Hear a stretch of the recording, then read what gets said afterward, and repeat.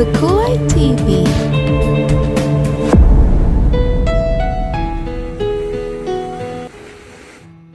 Walang makapigil kay Freya sa pagsayaw at pag-inom kasama ang mga kaibigan.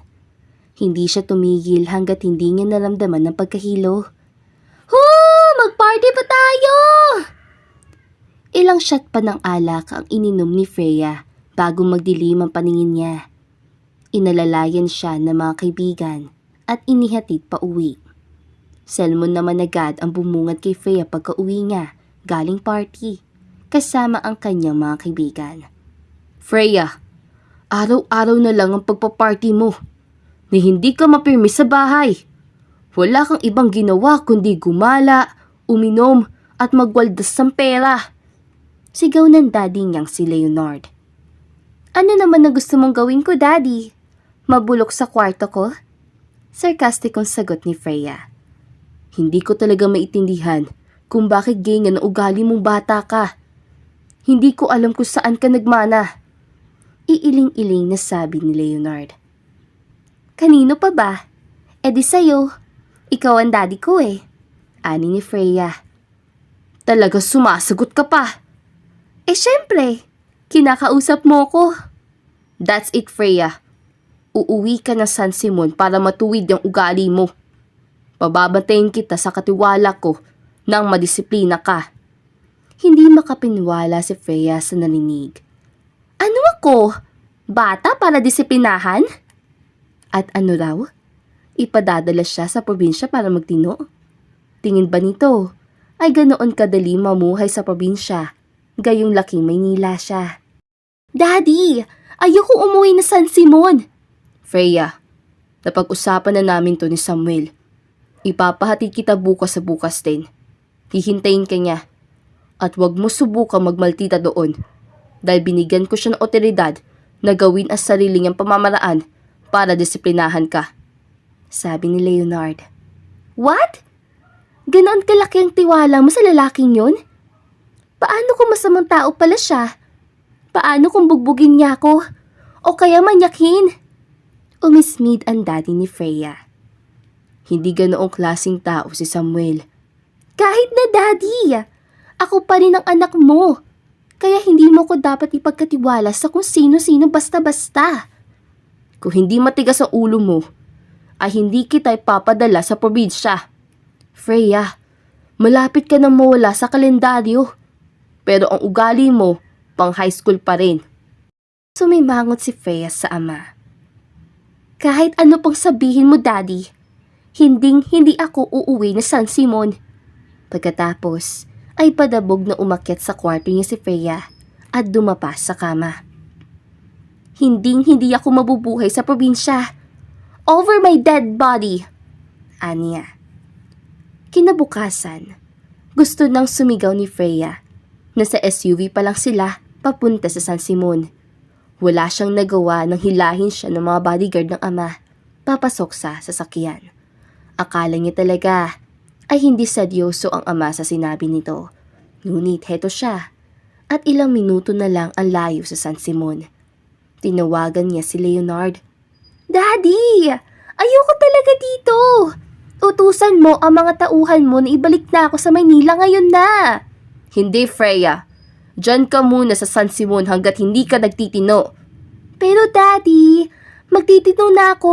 Promise! Sobrang inis ang naramdaman ni Freya nang babaan siya ng cellphone ng ama. Hindi na rin niya ito makontak pa ulit. Ilang saglit lang, ay nakarating na sila sa Hacienda Fernandez. Lawag sa loob na bumaba si Freya mula sa sasakyan at tinitigan ang malaking mansyon sa gitna ng malawak nilang lupain. Bumuntong hininga si Freya.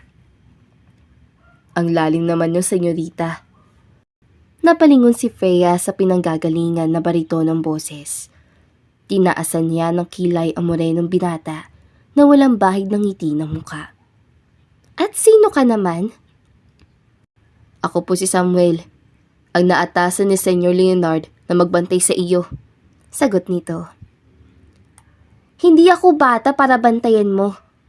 Kaya habang naririto ako, ay wag mo akong pakialaman. Hindi magtatagal At babalik rin ako ng Maynila. Hindi ako tataga sa lugar na ito. Pagtataray ni Freya. Pasensya na, senyorita. Utos lang ni Senyor Leonardo susundin ko. Bakit? Magkano bang binayad sa'yo ni Daddy? Halos dito na ako tumira buong buhay ko, senyorita. Lahat ay utang na loob ko sa daddy niyo. Hindi po mapapantay ng pera ang tiwalang binigay sa akin ni Senyor Leonard. Umirap si Freya at padabog na ibinigay kay Samuel ang mga maleta niya. Ang dami mo sinasabi. Dalhin mo na nga lang ito sa loob. Kinuha naman ni Samuel ang maleta at sumunod kay Freya na pumasok na sa mansyon. Dinala niya sa kwarto ng dalaga sa ikalawang palapag ang mga maleta nito. Ilagay mo na lang dyan, ani ni Freya. Oh, anong tinatayo-tayo mo dyan? Makakaalis ka na. Ganyan ba talagang asal mo? Sambit ni Samuel. Hindi siya makapaniwalang ang mabait at makataong si Senyor Leonard ay may anak na walang modo. Sinamaan siya ng tingin ni Freya at namaywang pa ito. Ano ba ang gusto mo? Bigyan kita ng reward para sa ginawa mo? Sarkastikong sabi ni Freya. Napailing na lang si Samuel. Ganun ba talaga kahirap para sa'yo na magpasalamat man lang? Akala ko ay eksherado lang ang pagkakasabi ni Senyor Leonard tungkol sa pagkawala mong modo. Ngunit sa nakikita ko, mukhang totoo nga. Well, wala akong pakialam sa opinion mo. Umalis ka na nga. Gusto ko na magpahinga. Tinulak-tulak ni Freya si Samuel. Ngunit napahinto ng hawakan ng binata ang dalawang kamay niya. Ang sabi ni Senyor Leonard, ako ang bahala sa pamamaraan na gagawin ko basta mapatino kita. Hindi ako magtitimpi sa iyo dahil ang anak ka ng amo ko. Tiimbagang nasabi ni Samuel. Napapikit-pikit si Freya. Hindi niya akalaing bibilis ang tibok ng puso niya dahil sa simpleng pananalita nito. Ano ba to? Nakakaramdam ba siya ng takot sa binata? Binitawan na ni Samuel ang mga kamay ni Freya. Hindi ka makakabalik na Maynila hanggat hindi umaayos ang pag-uugali mo, senyorita.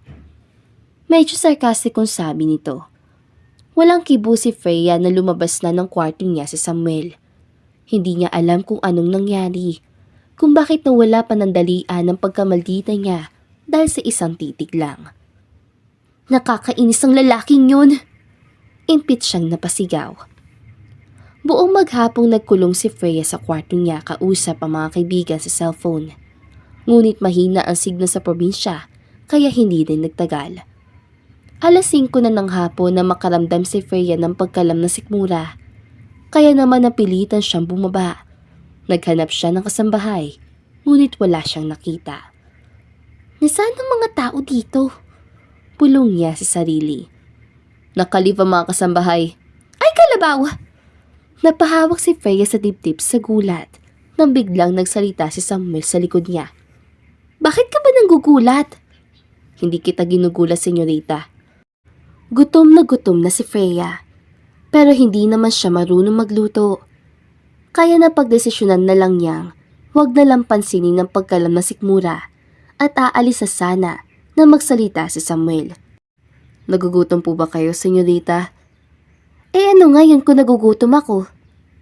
Hindi po ba kayo marunong magluto? Hindi. Kung marunong ako, di sana, sinimulan ko na ngayon. Ano pa ang hindi mo alam, senyorita? O mas maikli sigurong usapan kung ang itatanong ko ay may alam ka bang gawin? Inirapan ni Freya si Samuel. Pinanood niya ang binata maglakad papunta sa harap ng ref at kumuha roon ng mga ingredients na animong kabisado na nito ang ginagawa. Na mag-umpisa na itong magluto ay umupo na lang si Freya sa isang high stool at pinanood ito. Marunong ka ring magluto? Tanong niya. Marami akong alam gawin, senyorita. Hindi kagaya niyo. Hindi ka ba pwedeng magsalita nang hindi mo ko iniinsulto? Ikaw ba? Hindi ka ba pwedeng makausap nang hindi mo ko tinatalayan? Inirapan siya muli ni Freya. Napangisi na lang si Samuel. Malapit na itong maluto.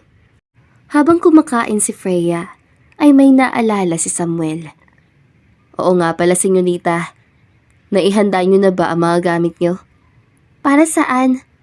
sa paglipat po sa magiging bahay niyo dito. Bakit ko kailangan ng bahay? Ang laki-laki nitong mansyon.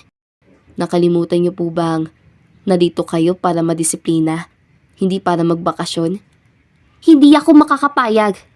Pasensya na, senyorita, pero wala kayo ibang pagpipilian.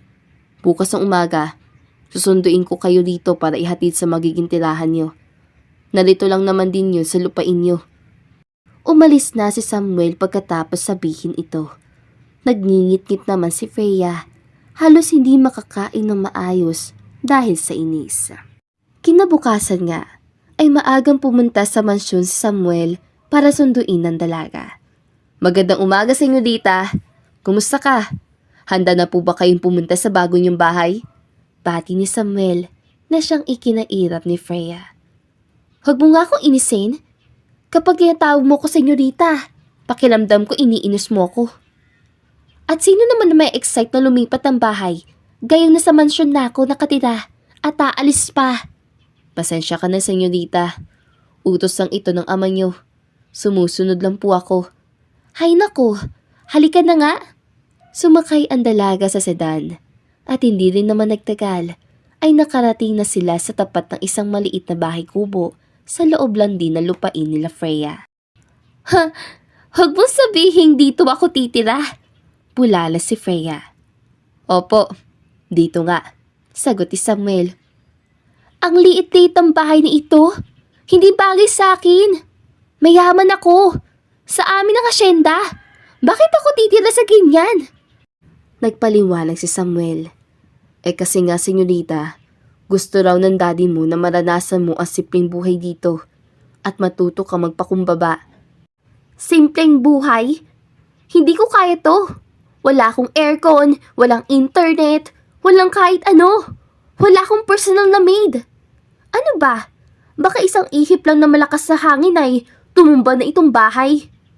Hindi alam ni Samuel kung may inis o matatawa sa sinabi ng dalaga. Masaya naman po ang simpleng buhay, senyorita. Kailangan mo lang maging magpasalamat sa maliit na bagay. Masaya? Paanong magiging masaya ang buhay ko dito? Baka magising ako isang araw at wala nang signal na cellphone ko. Huwag ka muna magsalita ng tapos, senyorita. Malay mo, mas magustuhan mo ang simpleng buhay. Hindi ako kailanman magiging masaya sa ganitong kaliit na bahay at wala ang mga bagay na nakalakihan ko. Saglit na tumahimik si Samuel. Siguro, senyorita, kailangan mo ring maranasan ang hirap at simpleng buhay para mas lalo mong ma-appreciate ang mga bagay na meron ka ngayon. Naniniwala akong magbabago pa ang isip mo. Maraming bagay sa buhay na hindi mo alam ang halaga hanggat hindi mo naranasan. Halika, pumasok na tayo sa loob. Baka mas magustuhan mo. Pumasok ang dalawa sa loob ng kubo at kabaliktaran ang nangyari. Mas lalong inayawan ni Freya ang lugar. Nasaan ang kama? Itinuro ni Samuel ang papag sa loob ng maliit na kwarto. Yan ang papag, senyorita. Diyan kayo matutulog. Nilibot ni Freya ang buong kubo. Hindi naman siya nahirapan dahil napakaliit lang ito. Nasaan ang shower? Walang shower dito, senyorita. Pero meron naman timba at tabo na pwede mong gamitin. Wala ring gripo, kaya kailangan yung gumamit ng poso.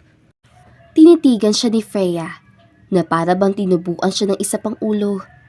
Napakamot naman ng noo si Samuel dahil napagtanto niyang magiging sakit nga niya ng ulo ang spoiled brat na dalaga. Alam niyo po ba kung ano ang poso? Sa tingin mo? Pumuntong hininga si Samuel. Sundan niyo po ako. Nakarating ang dalawa sa likod bahay kung nasaan ang poso. Dito po kayo mag-iigib. Mag-iigib? What does that mean? Pumesto si Samuel sa poso at nagtikwas para ipakita dito kung paano ginagawa. Gets niyo na po ba, senyorita? No way! Pahihirapan mo ko sa pagkuha ng tubig? Reklamo ni Freya. Hindi naman ganun kahirap. Pagdating naman sa pagkain, mayroong pinalagay na ref ang senyor. Pero kayo raw po ang dapat magluto ng sarili niyong pagkain. Bibisita-bisitahin ko naman kayo dito para matignan kung buhay pa kayo, sabi ni Samuel Teka, saan ka pupunta? Uuwi na po ako, senyorita. Bakit? Gusto niyo po bang tumira ako dito kasama mo? Nag-init ang pisngi ni Freya. Ang kapal mo ah! Sige na, umalis ka na nga. Parang aso at pusa sina Freya at Samuel na hindi magkasundo. Hindi talaga sumusunod si Samuel sa kahit anong luhong nire-request ng dalaga. Hanggang sa isang araw, nakaisip ng ideya si Freya. Kung aakitin ko siya, siguradong hindi na niya maihindian ang mga hinihiling ko. Kaya naman nagsimula si Freya na gawin ang kanyang plano. Kung dati kapag bumibisita si Samuel ay tinatarayan niya ito, ngayon naman ay matamis ng ngiti ang inihanda niya para dito. Hi! Nabirduhan naman si Samuel sa dalaga. Magandang umaga po, senyorita. Ano pong nangyari dito? Tanong ni Samuel na makita ang mga basag na pinggan sa lababo. Naghugas ako ng pinggan, pero dumudulas sa kamay ko, sagot ni Freya. Inilahad niya ang dalawang kamay na sugatan naman dahil sa paglalaba. Hinawakan ni Samuel ang mga kamay ni Freya at bahagi na pasinghap ang dalaga. Masakit ba? Tanong ni Samuel. Hindi naman siya napasinghap dahil sa sakit. Nagulat siya sa parang kuryente gumapang sa mga palad niya mula kay Samuel. Ang hirap-hirap maglaba. Tumango si Samuel. Sige, sasabihin ko sa daddy mo na maglalagay ng washing machine dito. Talaga? Nagliwanag ang mga mata ni Freya. Oo. Niyakap ni Freya si Samuel. Thank you! Pakiramdam ko mapuputol na ang mga daliri ko sa kakalaba. Ay, oo nga pala. Nagluto ako kasi alam kong pupunta ka. Gusto mo tikpan? Tinignan ni Samuel si Freya. Medyo naguguluhan sa inaasta ng dalaga. Sige po, senyorita. Nagmamadali naman naghain si Freya. Kumunot naman ang noo si Samuel na makita ang kulay uling na pork chop. May balak po ba kayong lasunin ako, senyorita? Tanong ni Samuel na wala ang ngiti ni Freya. Ipinagluto na nga kita. Pipintasan mo pa. Hindi naman po sa ganun, senyorita. Ang akin lang, baka sumakit ang tiyan ko. At hindi pa ako makapagtrabaho kapag kinain ko yan. Natahimik si Freya dahil maski siya ay walang tiwala sa niluto niya. Sa susunod ay tuturuan na lang kita magluto. Madalas ka na bang pupunta rito? Tanong ni Freya. Bakit, senyorita? Gusto mo ba? Tumango si Freya. Napaigting naman ang panga si Samuel. Kung ganon, dadalasan ko ang pagbisita, senyorita. Pagkaalis si Samuel, ay parang demonyitang tumawa si Freya. Mukhang tumatalab ang ganda ko sa lalaking yun. Madali ko siya mapapaikot para sundin ang mga gusto ko. At siguro, makakaalis na ako sa lugar na ito. Gaya na sabi ni Samuel, napadalas na ang pagbisita niya kay Freya. Tinuruan niya ito sa mga gawaing bahay at nakikipagkwentuhan dito tungkol sa kung ano-anong bagay. Ano ba ang trabaho mo rito sa hasyenda? Tanong ni Freya. Ako ang namamahala sa mga taniman. Hindi ka ba nag-college? Bakit hanggang ngayon dito ka pa rin nagtatrabaho? Nakapagtapos na ako, senyorita. Ginagamit ko ang pinag-aralan ko sa pamamahala dito sa hasyenda. Tumango-tango si Freya. May girlfriend ka ba? Naibuga naman ni Samuel ang hinigop na kape sa biglaang tanong ni Freya. Oh, wala po, senyorita. Bakit niyo naitanong? Ibinaba ni Freya ang hawak na tasa at seryosong tinitigan si Samuel. May aaminin ako sa'yo. Ano po yun, senyorita? Pwede bang huwag mo na akong tawagin, senyorita. Freya ang pangalan ko at ang gusto kong sabihin ay palagay ko nahuhulog na ang loob ko sa'yo, Samuel. Natulala sa gulat si Samuel sa sinabi ng dalaga. Paano naman po niyo ako nagustuhan? Hindi ko alam. Hindi mo naman may papaliwanag ang lahat sa pag-ibig, hindi ba? Gusto nang masuka ni Freya sa mga pinagsasabi niya. Tumayo si Samuel. Pasensya na, Freya. Pero hindi ko po maibabalik ang nararamdaman mo para sa akin.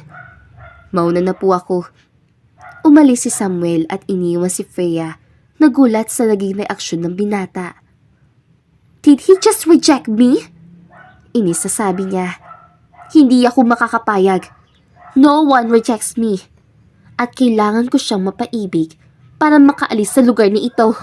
Desperado na si Freya. Umabot na sa puntong tila siya pa ang nanliligaw kay Samuel. Isang araw, habang abala si Samuel sa pamamahala ng pag-ani ng mga tanim na pinya, bigla na lang sumulpot si Freya na may dalang basket na naglalaman ng pagkain. Kumunot ang noo ni Freya nang makitang nakikipagtawanan si Samuel sa ilang babae habang tinatanaw ang mga trabahador sa pag-ani. Sino naman ang mga haliparot na nakaaligid sa kanya? Kaya ba hindi niya daw masusuklian ang nararamdaman ko? Dahil marami siyang babae? Inis na isip ni Freya. Padabog na naglakad palapit si Freya sa mga ito. Ang mainit na niyang ulo ay lalo pa nag-init nang makitang humawak pa sa balikat ni Samuel ang babaeng kausap. Samuel! Sigaw ni Freya. Ubus na ang kanyang pasensya. Nagtataka man ay nilapitan siya ni Samuel. Bakit ka nandito? Bawal ba? Dahil sa inis ay nakalimutan na ni Freya na dapat ay malambing at mabait siya sa binata dahil sa plano niya. Tinignan ni Samuel ang hawak nitong basket. Ano naman ang laman yan? Tanghalian mo. Nang akmang tatalikod si Freya para umalis doon, ay hinawakan naman ni Samuel ang braso niya. Saan ka pupunta? Inulan naman sila ng kantsaw mula sa mga katrabaho ni Samuel. Ginalit mo Samuel ang mahal na senyorita. Yari ka. Susumbong namin kay senyor. Pinaglakad mo pa sa initan ng prinsesa niya at ginalit mo pa. Suyuin mo Samuel. Baka humanap ng iba yan. Nag-init ang pisngi ni Freya na marinig ang tawanan ng mga ito. Samantalang umiling-iling si Samuel. Pasensya ka na sa kanila. Umirap lang si Freya. Narinig po ba ang sabi? Baka humanap ako ng iba kung hindi mo kaalagaan. Pumalatag si Samuel. Hindi ko na alam ang gagawin ko sa'yo, Freya. Masyado ka namang pakipot. Kunin mo na itong tanghalian mo at pabalik na ako sa kubo. Sumeryoso si Samuel. Hindi makatakas si Freya sa higpit ng hawak nito sa kanya. Bakit mo ko dinala ng pagkain? Hindi ko lubos maisip na gagawin mo ito. Hindi ka nalang magpasalamat sa halip na magreklamo. Gusto kong gawin eh. Bakit? Bawal ba? Magagalit ba ang mga babae mo dito? Angil ni Freya. Nangangamoy selos, Samuel! Hinarap ni Samuel ang nagsalita. Paano magsaselos? Hindi ko pa nga nobya. Ay sus! Napakabagal mo naman. Ang kagaya ni Senyorita Freya ay hindi dapat pinaghihintay. Sige ka, baka maunahan ka. Bakit ba kung mag-usap sila ay parang wala ako dito? Isip ni Freya. Palagay ko ay wala namang magtatangka. Baka papalapit pa lang sila nasupalpal na sila nitong si Freya. Pitawan mo na ako, uuwi na ako, sabi ni Freya. Ihahatid na kita. Alam ko naman ang daan pa uwi. Kaya ko na mag-isa. Ihahatid na kita sa kubo at sabay tayo manananghalian. May pinalidad ang boses si Samuel nang sinabi ito. Kaya wala nang nagawa pa si Freya kundi tumango. Habang kumakain ng tanghalian sa kubo ay nagtanong si Samuel. May gagawin ka ba sa linggo? Wala naman. Bakit? Linggo lang kasi ang libreng araw ko. Kung gusto mo sana ay aayain kitang maligo sa batis. O kaya naman ay mga bayo. Nagliwanag ang mga mata ni Freya. Talaga? Sige, gusto kong gawin pareho. Ngumiti si Samuel sa reaction ni Freya. Sige, mangangabayo tayo. Tapos, pupunta sa batis kung ganun. Excited na ako, Samuel! Sumapit ang araw ng linggo at maaga pa lang nakaayos sa si Freya at ang mga dadalhin niya. Naghanda siya ng pagkain nilang dalawa ni Samuel dahil naisip niyang masaya marahil magpiknik sa tabing batis. Pagdating si Samuel, ay napangiti ang binata dahil naghihintay na sa labas ng kubo si Freya na parang batang sabik mamasyal. Nakahanda ka na? Sunod-sunod ang tango ni Freya. Kanina pa. Teka, bakit isa lang ang kabayo? Tanong ni Freya. nang makita ang kulay puting kabayo sa tapat. Isa lang ang libreng gamitin ngayon eh. Kaya ba niya tayong dalawa? Tanong ni Freya. Oo naman, senyorita. Malakas itong si Rudy. Hinimas ni Freya ang kabayo. Rudy? Yun ba ang pangalan niya? Oo. Tara na. Inalalayan ni Samuel si Freya sa pagsakay sa kabayo bago siya. Nakasandal ang likod ni Freya sa matipunong dibdib ni Samuel. Hindi maintindihan ni Freya ang kakaibang nararamdaman niya na mga sandaling iyon. Kailan po ba kayo huling bumisita dito sa San Simon? Tanong ni Samuel habang binabaybay nila ang daan patungong Batis. Hindi ko na maalala. Sobrang tagal na eh. High school pa lang ata ako noon. Napakaganda ng San Simon. Bakit hindi kayo bumabalik? Ewan ko. Mas gusto ko sa Maynila. Pero naman sandaling iyon, tila nga nagugustuhan na ni Freya ang buhay probinsya. Paano pala yun? Kung sasuklian ko pala ang nararamdaman mo at ikinasal tayo, hindi mo gustong tumira dito sa San Simon. Samantalang ako ay ayokong iwan ang lugar na ito. Napadiretso si Freya. Hindi. Hindi ko na ayaw sa San Simon. At kung ikakasal tayo, kahit saan mo gusto, ay naroon din ako. Lihim na napangiti si Samuel. Nandito na tayo. Inalalayan ni Samuel si Freya na bumaba ng kabayo.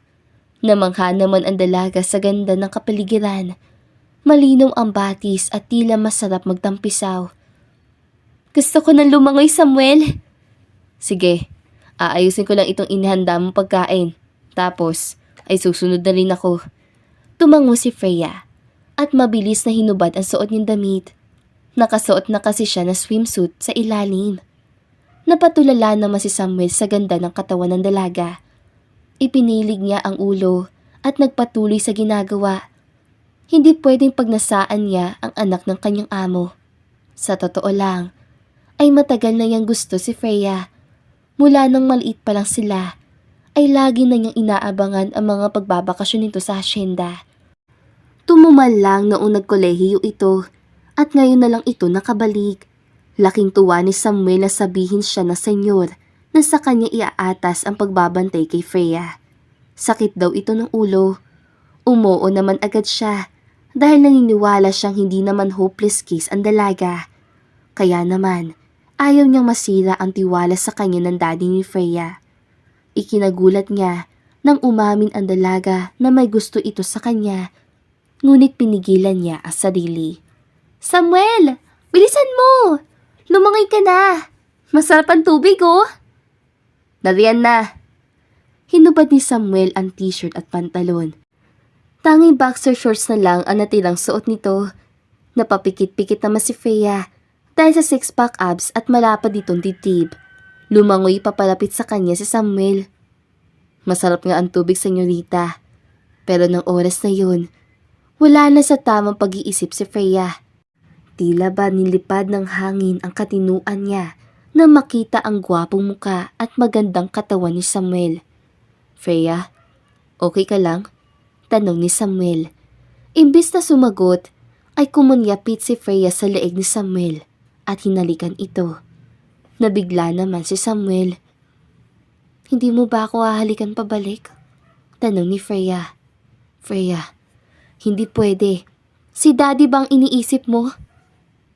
Hindi niya malalaman. At kung malaman man niya, tiyak akong hindi siya magagalit. Halikan mo na ako, Samuel. Hindi ba ako kaakit-akit para sa iyo? Nag-igting ang panga ni Samuel at tumingala sa langit na para bang humihingi ng pasensya sa itaas. Samuel, ano pang kailangan kong gawin para tignan mo ko? Napamura si Samuel at sa isang iglap ay hinila niya papalapit sa kanya si Freya at hinalikan ito na mapusok. Gumanti naman ng halik si Freya. Ramdam ang init na dumadaloy sa kanyang buong katawan. Halos mapatili naman si Freya nang buhatin siya ni Samuel at iahon sa batis. Inihiga siya nito sa malagong damuhan at patuloy na hinalikan. Hindi niya na alam kung paano at kailan natanggal ni Samuel ang suot niyang bikini. Ramdam niya ang init ng palad ni Samuel na humahaplos sa basa niyang katawan. Samuel, tawag niya dito. Nagbago na bang isip mo? Umiling si Freya. Nagpatuloy sa paghalik si Samuel sa katawan ni Freya. Taas baba ang dibdib ng dalaga sa hingal at pananabik na bumabaan ang mga labi ni Samuel sa pagitan ng kanyang mga hita. Inangat ni Samuel ang magkabilang binti ni Freya at ipinatong ito sa balikat niya na puno ng ungol at halinghing ang kakahuyan. Halos hindi maidilat ni Freya ang mga mata dahil sa sensasyong nararamdaman. Nang malating ni Freya ang lulok ng kaligayahan, ay pumwesto naman si Samuel sa gitna nito at inangkin ng dalaga. Doon sa gilid ng batis, isinuko ni Freya ang kanyang pagkabidhin sa unang lalaking nagpatibok ng puso niya. Pagod na pagod si Freya nang matapos silang magniig ni Samuel. Nakatagilid namang nahiga sa tabi ni Samuel at hinaplos ang mukha ng dalaga. Masakit ba? Inirapan ni Freya ang binata. Paano hindi sasakit? Ang laki ng ano mo. Napangisi si Samuel. Mas magrereklamo ka kung maliit ito. Ay nako, ewan ko sa'yo. Habang nagpapahinga ang dalawa, tumunog ang cellphone ni Samuel. Napabangon siya na makita ang pangalan ni Senyor Leonard. Bakit? May problema ba? Tanong ni Freya. Sumenya si Samuel sa kanya na tumahimik bago sagutin ang tawag. Magandang umaga, senyor. May pag-uutos po ba kayo? Nasaan ka, Samuel? Narito ako ngayon sa hasyenda. Bibisitahin ko sana si Freya. Po? Nasa mansyon na kayo ngayon? Oo, kadarating ko lang. Pwede mo ba ako samahan kay Freya? Senyor. Kasama ko po ngayon si senyorita. Ipinasyal ko siya sa batis dahil naiinip na raw po siya. Ganon ba? O siya, dalhin mo na lang dito ang anak ko. Opo, senyor. Pagkatapos ng tawag ay nagmamadaling tinulungan ni Samuel si Freya na magbihis. Nariyan ng daddy? Tanong ni Freya. Oo, kaya kailangan natin magmadali. Sasabihin mo ba sa kanya ang nangyari sa atin? Tanong ni Freya. Hindi. Nakaramdam ng pagkadismaya si Freya. Pero sasabihin ko sa kanyang nararamdaman ko para sa iyo. At hihingi ng pahintulot na ligawan ka. Ligawan? Gulat na sabi ni Freya. Ligawan may nangyari na nga sa ating dalawa. Paligtad naman atang paliligaw mo. Kung ganoon, hihingin ko na lang ang kamay mo. Huwag mo sabihin. Oo, papakasalan kita, Freya. Masyado ka mabilis. Ngumisi lang si Samuel at inalalayan na si Freya na sumakay sa kabayo. Pagkarating nila sa mansyon, ay sumalubong sa kanila ang ama ng dalaga. Daddy! Niyakap ni Freya ang daddy niya. Kumusta ang 3 buwan mo na pananatili dito? Tanong ni Leonard. Okay lang naman, Daddy. Mukhang may nagbago sa'yo. Mukhang natuto ka na. Ngumiti si Freya. Dahil po yun sa tulong ni Samuel. Bumaling si Leonard kay Samuel. Salamat, Samuel. Alam kong maaasahan talaga kita. Walang anuman po, senyor. Siya nga po pala. Gusto ko sana kayong makausap. Tungkol saan? Sa aming dalawa po ni Freya. Saglit na hindi kumibo si Leonard na siyang ikinakaba ni Freya. Daddy, ako pong lumapit kay Samuel. Aaminin ko pong, noong una, inakit ko lang siya para makuha ang gusto ko at makauwi ng Maynila. Freya, naguguluhang usal ni Samuel. Anong ibig mo sabihin? Pero hindi ko po inaasahan na mahuhulog talaga ang loob ko kay Samuel.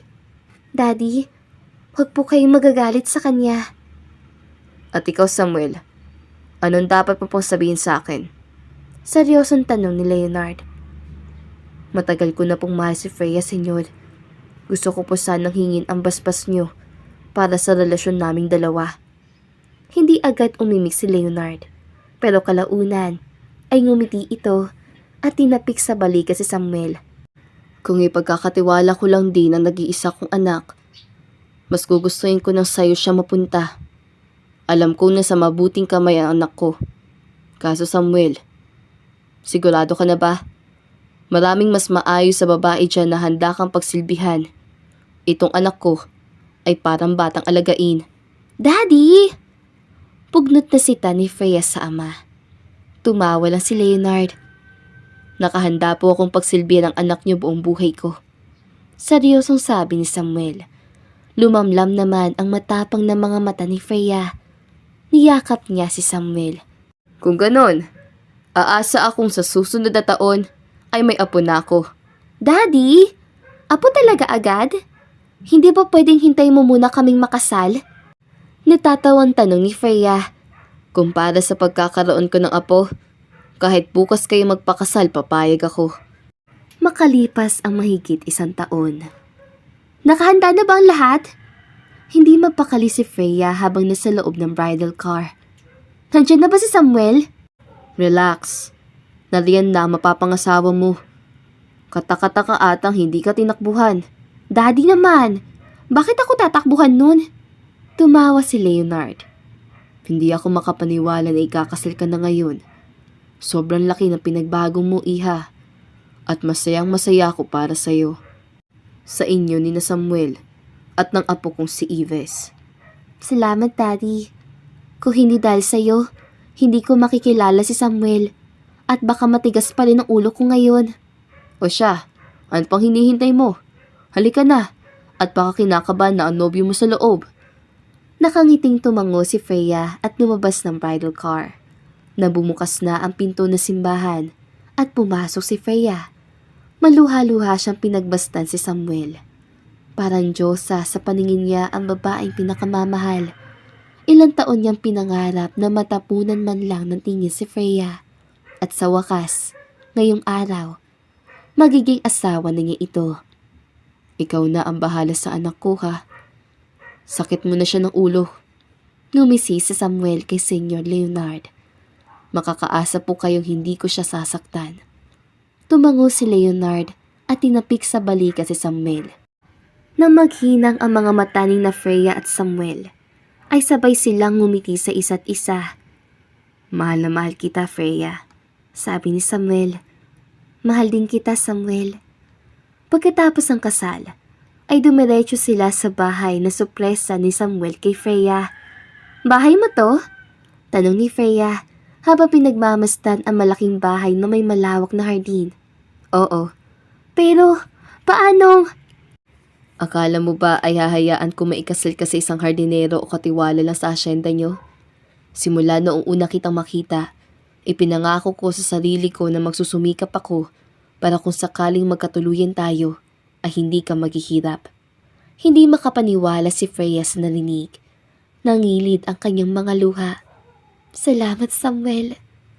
Kung kaya ko lang sumungkit ng bituin sa langit, ay gagawin ko para iaalay sa'yo. Hanggat nabubuhay ako, Freya, lahat gagawin ko para sa'yo at kay Yves. Hinawakan ni Samuel ang kamay ni Freya at inalalayan ito papasok sa kanilang bagong tahanan. At ako ang dapat magpasalamat sa'yo dahil binigyan mo ko ng pagkakataon na mahalin ka at makasama ka habang buhay. Nagtiwala kang kaya kong itaguyod ang pamilya natin. Wala na akong mahihiling pa, Freya. Niyakap ni Freya ang asawa. Hindi mapigilang maluha. Hindi ko alam kung ano ang nagawa ko para maging karapat-dapat sa pagmamahal mo.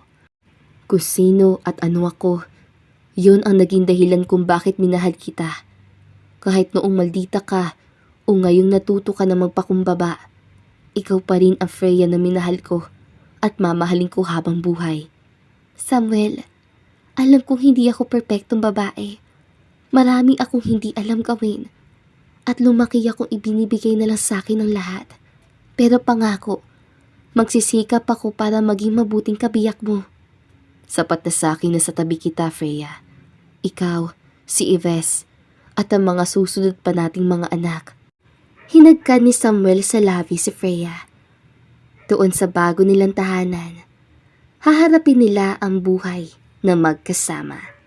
At dito na po nagtatapos ang magandang kwentong ito. Don't forget to like, share, and subscribe. Sa susunod ulit mga kakulay, paalam! Alright mga kaibigan, thank you all so much for listening. I hope you enjoy this beautiful story. So, kumusta na po kayo dyan? Malapit na ang Pasko. OMG! Tapos na ba kayo sa Christmas shopping ninyo? Oh my! And how about para Noche Buena? Oh, I love Noche Buena. Okay, thank you to our writer, Gigi. Rearranged by yours truly. And thank you to our narrator, Chriselle. This is Ethel McMenamin saying, Bawat buhay ay may kulay. Thank you and take care. Dagan kayong salamat. See you sa next story. Maligayang Pasko, everyone!